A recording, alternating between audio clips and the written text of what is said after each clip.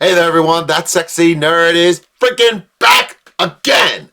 And we're watching Think Stories House of the Dragon. I know y'all have been waiting for that because thank you, everyone, by the way, for giving 1,000 views to my latest video already. And it's just keep going up. Actually, it's 1,001 now, I think. Wait, no, 1,001. No, 1,100. There we go. Yeah, so again, we're coming up on the finale, everyone, and boy, y'all are not ready. I'm not ready, and I know what happens. So, yeah, you know me, I'm not spoiling the shit out of anything. I just want you guys to get it yourselves. So, unless you guys don't care about spoilers, I guess that's why y'all are here. So yeah, I wonder what Think Story's gonna come up with. I pretty much know. I just want to see it from his perspective, and I refuse to say any spoilers. I'm gonna let the video people, the people on the video, handle the spoilers, so people don't get pissed at me. So with that out of the way, let's just get into the episode. And remember, please smash that like button if you want to see more sexy yet nerdy content, and subscribe, especially if you're a Game of Thrones fan. I know y'all are out there. And with that out of the way, let's just get into the episode. This is the last preview breakdown of the season. I know. Everyone, let out your frustration. But we're going to try and make the best of it, figuring out what exactly we can expect next episode. For those of you new here, this is a full spoiler video where nothing is off limits, even feet stuff. So let's jump into it. Well. Yeah, we're all traumatized by that foot scene. You know what? I don't even care. I like feet, and I was creeped out. Yeah, it was really weird. Laris has become a whole new level of creepy. Well, if it isn't Rhaenys riding Meleys to the east. Yep. Try saying that 5 times fast. After Meleys her epic escape from the dragon pit, Rhaenys has made her way across Blackwater Bay towards Dragonstone, no doubt to be the first person to tell Rhaenyra that the Greens have usurped the throne. Remember that the events of episode 9 basically take place over 2 days, so Rhaenyra wouldn't have even heard of her father's passing yet. I'm curious if we'll get any further insight into why Rhaenys decided to spare the Greens. She could have ordered Meleys to burn them all in one fell swoop. Right? I was the same way. And you'll probably see it on my video on that whole scene. I'm giving the reaction to that whole scene, but I was like, burn them all! I turned into Ares. I turned into the Mad King for a second. Ugh. Saving tens of thousands of lives Seriously? that will die as a result of the Civil War. Idiot. In episode 9's Inside the Episode video, showrunners Ryan Condal and Miguel Sapochnik state Rhaenys didn't kill them because of her moral standpoint. This is one mother looking upon another mother doing what she needs to protect her son, and Rhaenys just doesn't have it in her. You can let me know in the comments whether you agree with her decision or not. I don't, At Dragonstone, Rhaenys warns See, I don't agree with her, but then again, if I was faced with the same choice, I probably would have done the same thing. Because I'm a big old softie. And they haven't done anything that egregious yet. What, I guess in her mind, what they can do, or you know, their actions can be fixed. I guess in her mind, maybe. I don't know. Rhaenyra that the Greens are coming for her. Also, I just want to say I love her badass armor. I know, me too. Rhaenyra wears a black dress, fitting since the episode is called The Black Queen. It's the same black dress she's always been wearing. What are you talking about?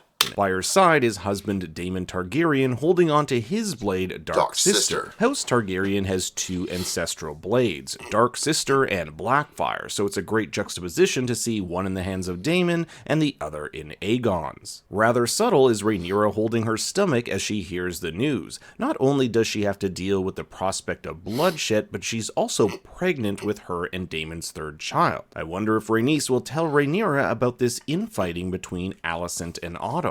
We know that Otto wants Rhaenyra killed, while Alicent at least wants to offer her terms of peace. On Dragonstone, it looks like Daemon and Rhaenyra have a serious discussion about whether or not to bend the knee. In the book, Rhaenyra is offered full control of Dragonstone and Driftmark in exchange for swearing fealty to the king. But there's something far more powerful at play here. Not only is Aegon II going to be a terrible king, but Rhaenyra has a sacred duty. She alone knows of Aegon the Conqueror's Rhaenyra's prophecy, something passed down from ruler to ruler. It is her duty to make sure she is queen so she can protect the realm from this upcoming evil. A shot of Prince Aemond about to take off his eye patch. In the book, it is said he'd often put a sapphire in its socket, so I wonder if we'll be seeing that here. The sapphire is also what's on his emblem in the intro credits. We can match up the background here with that of Storm's End, the seat of House Baratheon we saw in episode 4. In last episode's Green Council meeting, there was a brief talk about arranging a marriage between one... I love Alicent's, oh my god, face. It's so relatable. I may not agree with everything she does, but I love her. Oh my god, I'm so done with this face.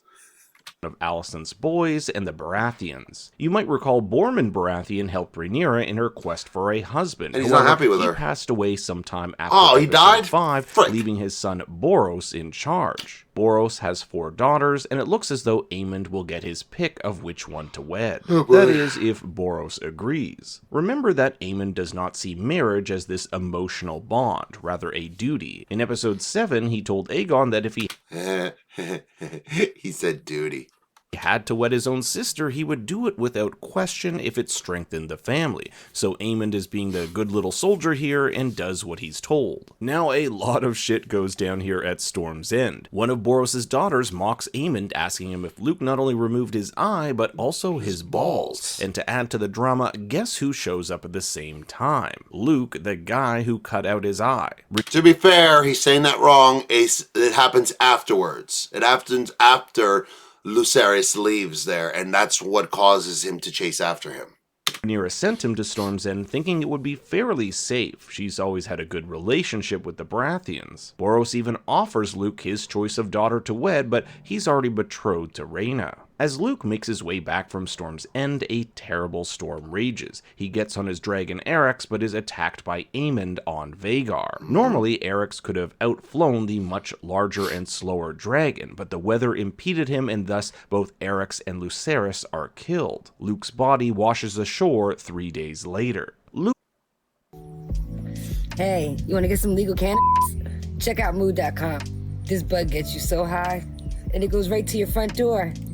Nice. Luke's death prompts Daemon to send the assassins Blood and Cheese to kill one of Aegon's sons as revenge. This might be what Helaena prophesied as the beast beneath the boards, as the assassins use the keep's underground passageways to gain access to her chambers and kill her son Jaehaerys. However, the beast beneath the boards could simply be a reference to Meleys literally breaking through the ground at the Dragon Pit. Back at Dragonstone, Rhaenyra has assembled the Black Council, basically her version of the Small Council. In attendance are at least 2 members of the Kingsguard, Sir Steffon Darkland and Laurent Marbrand. Maester Gerardus is here, and this is the only guy I couldn't figure out. If we're going by the book, he's one of the 5 lesser lords, either Celtigar of Claw Island, Staunton of Rook's Rest, Massey of Stonedance, Bar Emmon of Sharp Point, or Darkland of Duskendale. Not seen as Rhaenyra's biggest ally, Corlys Velaryon. Yeah, he's likely he's still sick. Gravely injured and recovering at Driftmark, although in the book he is in this meeting. Aegon the Conqueror's painted tape. That's what I was afraid of. I wonder, but maybe Corlys will get up and he'll start being like, oh, hey, but he's at Driftmark, so he's not there at Dragonstone. Which he used in his conquest of Westeros, is lit by fire or flame underneath. We see a piece move atop Winterfell. This is where Jace will be sent to gain Lord Cregan Stark's allyship, and the 2 houses sign an agreement known as the Pact of Ice and Fire. It proclaims that Lord Cregan's son Rickon, who's only 1 year old at the time, would marry Jace and Baela's firstborn daughter when and if they have one. We see a bunch of swords gathered at the meeting of the Black Council, with an argument being put forward that they should lay siege to the Red Keep. This is foolish. Neither side has enough strength to take either King's Landing or Dragonstone directly. So Jace, speaking on behalf of his brother and their betrothed, volunteers to ride forth and gain more allies, with him allegedly saying dragons will win the lords over quicker than ravens. I'm not exactly sure what Rhaena is going to do, considering she still doesn't have a dragon, although Daemon did find a clutch of Syrax's eggs, one of which will hatch and become a dragon known as Morning, who Rhaena will eventually claim.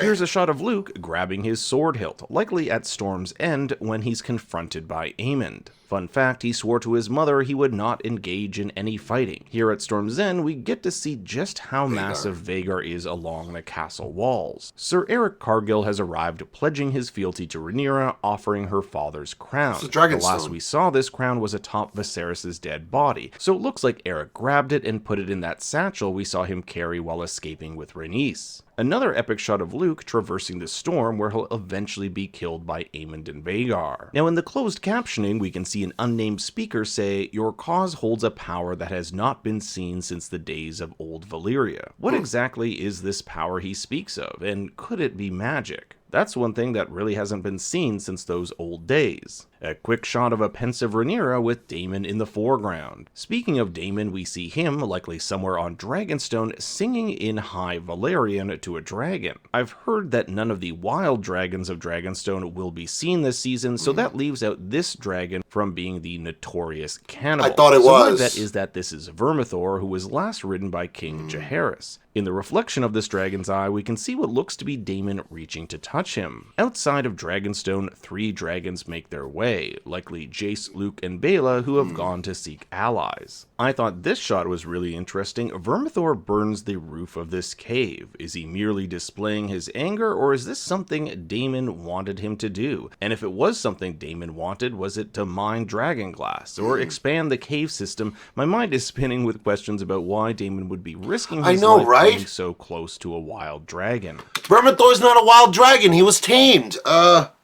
at the same time, Daemon, think about it this way. Daemon, if he's really went to go get Vermithor, it's his father's dragon. Father's. Who would be the best person to go and get it? Daemon takes out his sword as Otto arrives with the conditions of peace. Conditions which mean swearing fealty to King Aegon. No wonder Daemon drew his sword. We can also make out Rhaenyra now with her own crown reading these terms from the parchment. You'll also see Grand Maester Orwyle off to the side. In the book, it was Orwyle who delivered these terms, and when Rhaenyra questions him why he sided with the usurper, she has his chain of office stripped from his body and given to Maester Gerardus, letting Orwyle and his men leave with their lives. I also just like how this shot here mimics the same confrontation between Daemon and Otto in episode 2. And last but not least, we have Vhagar chomping his way through the skies of Storm's End, likely trying to take a big chunk out of Luke and Eric's. But now I want to hear what you think will happen in the season finale. Let me know in the comments below.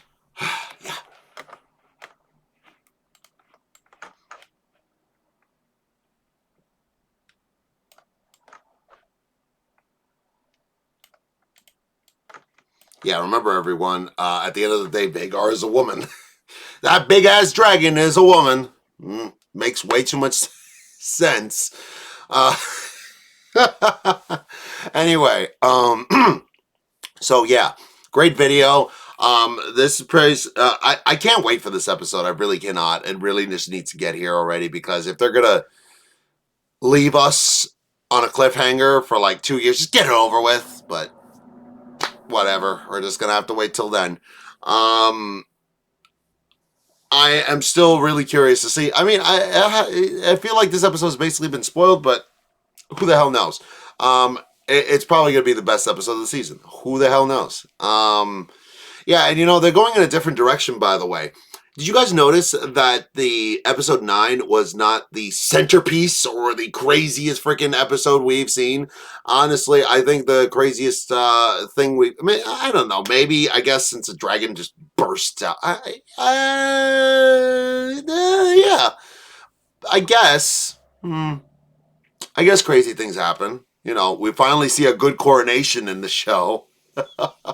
Like, you know, a coronation that doesn't look like a dollar store version of it, like Joffrey's and Tommen's. I don't think we even saw Tommen's, did we? I don't know. They were like dollar store coronations compared to this other one. The other one looked just so massive. I mean, the one from House of the Dragon looked massive, huge, beyond comparison, and it felt fit for a Targaryen king. But then again, this is what people are not understanding. People are like, why is it more advanced now? Oh, that just suspends my disbelief. And I'm like, guys, they looked more advanced and they looked better off because, oh, I don't know, they had dragons to help make the stone and make everything a lot easier for them. So there you go. But anyway, that's going to be it for me. Please like and subscribe if you want to see more sexy yet nerdy content. Keep a lookout for my next video. It's going to be the whole coronation scene from episode 9. So please look out for that, and I'll see you all in the next video.